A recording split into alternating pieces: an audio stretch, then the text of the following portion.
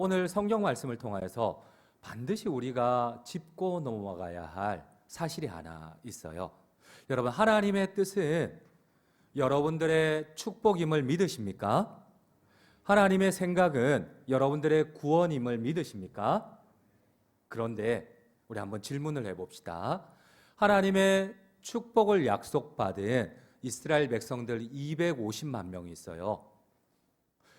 하나님의 구원을 약속받은 이스라엘 백성들 250만 명이 있어요.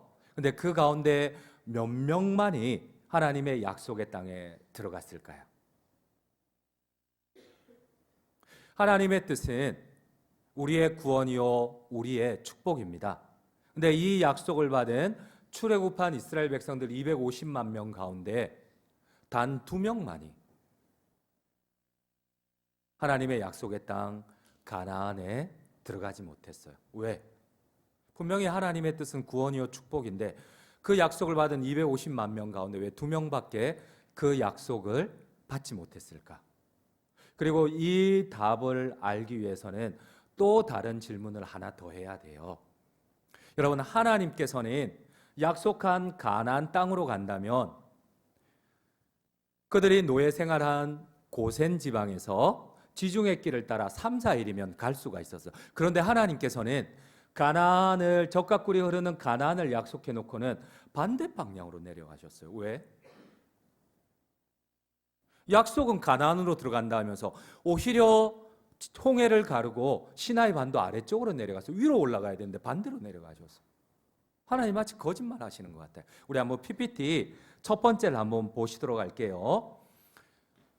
이거 말고 지난주 거 우리 강야 생활과 순종 오늘 1, 2부 PPT 말고 올려준 것 가운데 여러분 이거 말고 다른 PPT 올려줬을 건데 내가 같이 3부는 방송실 이거 말고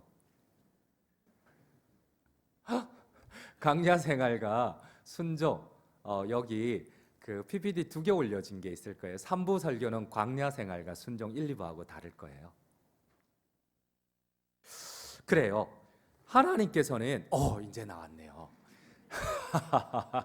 저기 나일강 하구에 보면은 저기 녹색인 고센 지방에서 노예 생활을 했어요. 근데 하나님의 약속의 땅은 저기 홍해 반대편에 있는 지중해와 홍해 사이에 있는 가나안이거든. 근데 하나님은 이 지중해 길로 가면 3일, 4일이면 갈 수 있었어요. 근데 하나님은 오히려 반대로 내려오셨어요. 홍해를 가르고 시나이 반도 아래쪽으로 내려왔어요. 뭐 하나님이 지금 뻥치시는 거잖아. 가나안으로 간다 해놓고 반대로 데리고 왔어요. 그리고 250만 명에게 가나안을 약속해 놓고는 진짜 그 약속을 받은 사람은 2명밖에 없어요. 왜?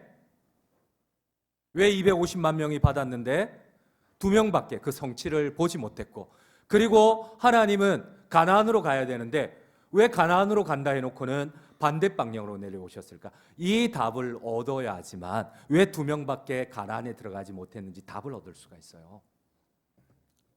여러분, 그렇습니다. 하나님은 가나안을 약속해 놓고는 오히려 홍해를 가르시고 아래쪽으로 저 시나이 반도, 시내산이 있는 시나이 반도 맨 아래쪽으로 내려오셨어요. 그것도 저기에 그냥 한 주, 2주 머문 게 아니에요. 여러분, 3일, 4일이면 하나님의 약속은 가나안으로 들어갈 수가 있어요. 근데 저 아래쪽 시내산에서 레위기에 보면 하나님이 11개월 동안 1년 동안 하나님은 레위기를 통하여서 이스라엘 백성들을 훈련을 하세요. 레위기의 말씀을 주시면서 어떻게 하나님을 예배해야 될지, 어떻게 말씀에 순종해야 될지, 이 1년 가까운 시간을 훈련을 하고 난 다음에 하나님은 거제서야 하나님이 약속한 가나안으로 올라가셨어요. 여러분, 중요한 거는 비록 하나님의 뜻은 우리의 구원이요 축복이지만은 그러나 하나님께서는 순종하는 훈련에 합격한 자들에게 보상으로 이 은혜가 임한다는 사실입니다. 여러분, 하나님은 가나안을 약속하셨지만 그러나 하나님은 이 가나안을 주시기 위해서 제일 먼저 하신 일은 시나이 반도 아래쪽으로 데리고 내려오는 길이었어요.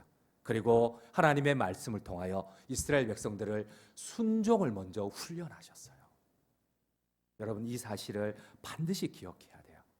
여러분들이 하나님을 더 깊이 경험하면 할수록 하나님께서는 오히려 어쩌면 이해되지 않는 어려움으로 여러분들을 훈련 가운데로 광야로 데리고 갈지 몰라요. 이제 1년 동안 시나이 반도 아래쪽에서 훈련을 마친 하나님께서 약속하신 가나안으로 올라갑니다. 그런데 여기에 기억해야 할 것이 있어요. 여러분, 아무리 이스라엘 백성들은 자신이 가고 싶어도 하나님이 움직이지 않으면 갈 수가 없어요. 이 훈련을 11개월 동안 했어요. 그래서 오늘 성경은 이렇게 얘기를 합니다. 우리 한번 11절 12절을 함께 읽도록 하겠습니다. 둘째 해 둘째 달 스무날에 구름이 증거의 성막에서 떠오르매 이스라엘 자손이 시내 광야에서 출발하여 자기 길을 가더니 바란 광야에 구름이 머무니라. 여기에 보니까 둘째 해 그 다음 해야, 그것도 이스라엘 백성들이 준비됐다고 가고 싶어서 갈 수 있는 게 아니고 하나님의 구름이 떠올라야지만 이스라엘 백성들은 갈 수가 있어요. 그제서야 1년이 지나고 난 다음에야, 그 둘째 해 둘째 달 1년이 지나고 난 다음에 하나님의 구름이 떠오르자 그제서야 이스라엘 백성들은 가나안에 갈 수가 있었어요. 근데 그것도 잠시 하나님의 구름이 멈추니까 자기들은 빨리 가나안으로 가고 싶은데 하나님의 구름이 멈추니까 그들도 멈춰야만 돼요. 우리 함께 성경을 읽도록 하겠습니다. 12절입니다. 이스라엘 자손이 시내 광야에서 출발하여 자기 길을 가더니 바란 광야에 구름이 머물면 어쩔 수 없어요. 더 빨리 가고 싶은데, 하나님의 약속의 땅 가나안에 가고 싶은데 하나님의 구름이 멈추면, 하나님의 인재가 멈추면 그들은 멈춰야 돼요. 여러분, 하나님이 가나안을 약속해 놓고는 가나안에 가는 것을 막으세요. 여러분, 가나안에 순종하는 자들에게 주어지는 하나님의 보상이라는 사실입니다.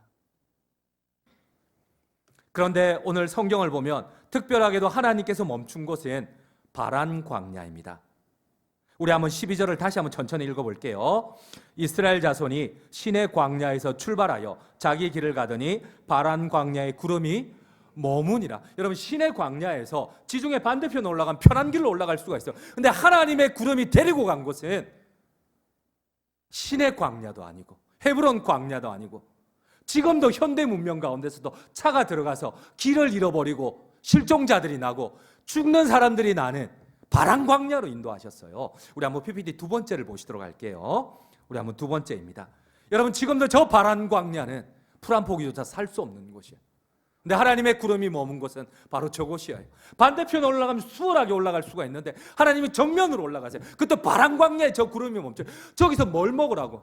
지네밖에 살지 않는, 정갈밖에 살지 않는 저곳에서 뭘 잡아먹을 거고 뭔 농사를 지을 거예요? 물이 어디 있어?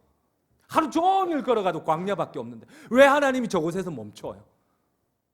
백성들은 멈출 수밖에 없어요. 가고 싶어도 못 가. 여러분, 저곳은 사람의 힘으로 살 수 없는 곳이에요.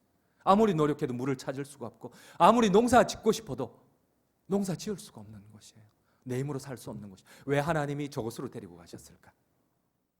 가나안을 약속하신 하나님께서 왜 저곳의 구름이, 하나님의 구름이 멈추셨을까? 그렇습니다. 인간적으로는 최악의 장소입니다. 그러나 여러분, 저곳은 순종을 통하여 살아계신 하나님을 만나는 곳입니다. 여러분, 혹시 살아계신 하나님을 만나 보셨어요? 하나님의 임재를 체험해 보셨어요? 여러분, 내 힘으로 살 수 있는 곳에는 내가 그렇게 하나님을 간절히 찾지 않아요. 근데 저곳은 내 힘이 미치지 않는 곳이에요. 지금도 현대 문명이 힘들어하는 곳이에요. 근데 저곳에서 매일마다 이스라엘 백성들은 자기 힘이 아니라 하나님의 구름 기둥 아래에서 보호를 받아야만 되고, 저녁에는 살을 얼어버리는 그 추위 가운데 하나님의 불기둥으로 보호를 받고, 매일마다 자기 힘으로 농사 지을 수 없는 저곳에서 하나님이 내려주시는 만나를 통해서만 그들은 생명을 유지할 수 있는 곳이에요. 저곳은 오히려 우리가 보기에는 죽음의 땅이지만, 그래서 모세는 이렇게 얘기를 합니다. 가나안 땅에 이제 약속을 받고 요단 저편에 이르렀던 40년 만에 그 약속을 받았지만 순종 훈련에서 거역한 첫 세대가 다 광야에서 죽고 하나님의 약속이 미치지 못하고, 그 다음 세대들 40년 동안 훈련을 받고 난 다음에 요단강에 딱 서서 이제 하나님의 약속의 땅 가나안에 들어갈 때에 모세는 이렇게 고백을 합니다. 기억해라. 너희들이 이전에 훈련받았던 그 크고 두려운 바란 광야를 기억해라. 너희는 저 땅에 들어가면 금방 하나님을 거역하고 너희 힘으로 살아갈 거며, 너희가 마치 주인인 양 하나님을 거부하고 너희 다음 세대가 살아가기 전에 하나님을 배신할 거다. 우상을 섬길 거다. 너희의 욕망을 섬길 거고 너희의 만몬을 섬길 거다. 여러분, 모세가 마지막에 경고하는 게 이거였습니다. 왜 하나님이 그 크고 두려운 바람 광야로 가셨는지 기억하라는 겁니다. 그렇습니다.